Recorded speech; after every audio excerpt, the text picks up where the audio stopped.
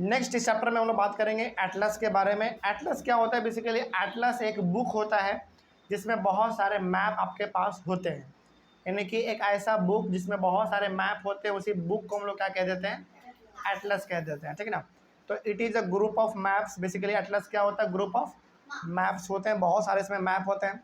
It has various sizes, patterns, measurement and places. Basically उस अलग अलग प्रकार के मैप होते हैं, और अलग अलग प्रकार के मैप है तो सब मैप का साइज अलग होता है, पैटर्न अलग होता है, मेजरमेंट अलग होता है, और सबका प्लेस भी अपना अलग अलग होता है। जैसे मान लीजिए किताब है मैप का, उसमें 10 मैप है कंट्री के बारे में, 10 मैप है वर्ल्ड के बारे में, 10 मैप है बिहार के बारे में, 10 मैप है असम के बारे में। इस प्रकार की किताब को ही हम लोग कह देते हैं एटलस। तो एटलस का सिंपल सा मतलब हो गया बहुत सारे मैप्स का, हाँ, book of map. Simple book of maps is known as atlas, आप यही बोल सकते हैं, कोई दिक्कत नहीं है। It is compiled in the form of a book and can be easily carried and studied.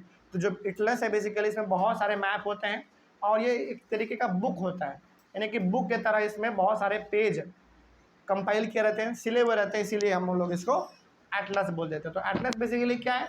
एक बुक है ना, और इस बुक में क्या है? बेसिकली बहुत सारे मैप है, बस ये हमारा कहलाता है एटलस।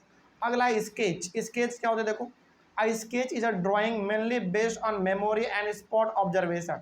स्केच का मतलब होता है कि आप जो पेंसिल से स्केचिंग करते हैं ना, वही हमारा कहलाता है स्केचिंग, स्केच बेसिकली। और स्केच हम लोग जनरली करते क्या हैं? जो हमारे माइंड में आता है वही करते हैं, या फिर जो चीज़ हम देखते हैं उसी को हम लोग स्केच करते हैं। जैसे मान लीजिए कि मेरे सामने एक बहुत अच्छा बकरी का बच्चा है और वो हमको बहुत सुंदर लग रहा है, तो हम उसका क्या कर लेंगे? पेंसिल से स्केच बना लेंगे, तो वही हमारा क्या कहलाएगा? स्केच कहलाएगा। Simple. It is a rough diagram, लेकिन ये है क्या? एक रफ डायग्राम है, कंप्लीट डायग्राम ये नहीं है, सॉरी ड्राइंग नहीं है बेसिकली, ये स्केच है। स्केच और ड्राइंग में फ़र्क होता है। मतलब स्केच में क्या? स्केच है बेसिकली आप उसका केवल ऊपर ऊपर से बना देते हैं, यानी कि पूरा उसका उसका हुलिया बना देते हैं। लेकिन ड्राइंग कब कहलाता है? जब आप उसको कलर करते हैं, उसको पूरा एक रूप दे देते हैं। जैसे हम, स्केच वो है जब उसका बस हाँ पूछो। डायग्राम होता है और उसका बस स्ट्रक्चर ही बना होता है। बिल्कुल, यानी कि स्केच का मतलब हो गया उसका डायग्राम, बस उसका स्ट्रक्चर बना हुआ, उसमें आपने कोई पेंट वेंट अभी तक नहीं किया है। लेकिन जब आप उसमें पेंट कर देते हैं तो वही हमारा क्या बन जाता है?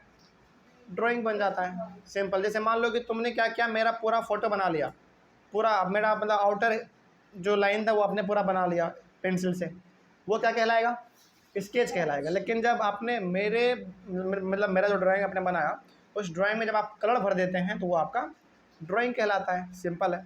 तो ये हो गया हमारा एटलस, ये हो गया स्केच। अच्छा, स्केच में 2 पॉइंट और है। It is drawn without scale. क्या स्केच में हम लोग स्केल का इस्तेमाल करते हैं? नहीं, वो तो हम लोग अपने हाथों से ही बेसिकली स्केच कर लेते हैं, इसमें स्केल का इस्तेमाल नहीं होता है। It is called a sketch map. इसको हम लोग स्केच मैप के नाम से भी जानते हैं। यानी कि आप ड्राइंग बनाते हैं बेसिकली और स्केचिंग बेसिकल करते हैं, तो वो स्केचिंग तो कहलाता ही है, साथ ही साथ उसको आप क्या कह सकते हैं? और स्केच मैप भी कह सकते हैं। अगला है प्लान। प्लान क्या होता है? जरा इसके बारे में देखो। A plan is a drying of small area on a large scale. यानी कि जब आप एक छोटे से जगह के बारे में बड़े से पर्दे पे या फिर बड़े से पेपर पे आप उसका ड्राइंग बनाते हैं, वही कहलाता है प्लान। जैसे मान लीजिए, इमेजिन करिए कि एक गांव है। गांव क्या है? बड़ा छोटा सा है ना। लेकिन उस गांव का एकदम थोड़ा सा बड़ा पिक्चर बना दे, ड्राइंग बना दे वाइट पेपर पे, तो वही हमारा कहलाएगा प्लान। कहने का सिंपल सा मतलब है जब आप छोटे चीज़ का बड़ा सा डायग्राम बना देते हैं, बड़ा सा ड्राइंग बना देते हैं, वही हमारा कहलाएगा प्लान। जैसे मान लीजिए हमारा बॉटल है, बहुत छोटा सा बॉटल है, यदि इसी बॉटल का ड्राइंग हम बहुत बड़ा बना दें, है ना, बहुत बड़ा बना दें, वही हमारा कहलाएगा प्लान। सिंपल है ना। चल आगे बढ़ते हैं। It covers the length, breadth and height of a rooms and buildings. तो प्लान में बेसिकली क्या होता है? चीज़ तो छोटा होता है लेकिन ड्राइंग आप बड़ा बनाते हैं, और ड्राइंग जब आप बड़ा बनाते हैं तो उसमें लेंथ, ब्रेथ यानी कि लंबाई, चौड़ाई, उसका ऊंचाई सब उसमें इंक्लूड हो जाता है। ठीक है, समझ में आ रही है बात? आगे, it is drawn with the scale. लेकिन जो आप प्लान बनाते हैं इसमें किस चीज़ का इस्तेमाल होगा? स्केल का इस्तेमाल होगा। जैसे मान लीजिए आपको एक रूम बनाना हो या फिर आपको एक बिल्डिंग बनाना हो, तो क्या बिना स्केल के इस्तेमाल का बना सकते हैं क्या?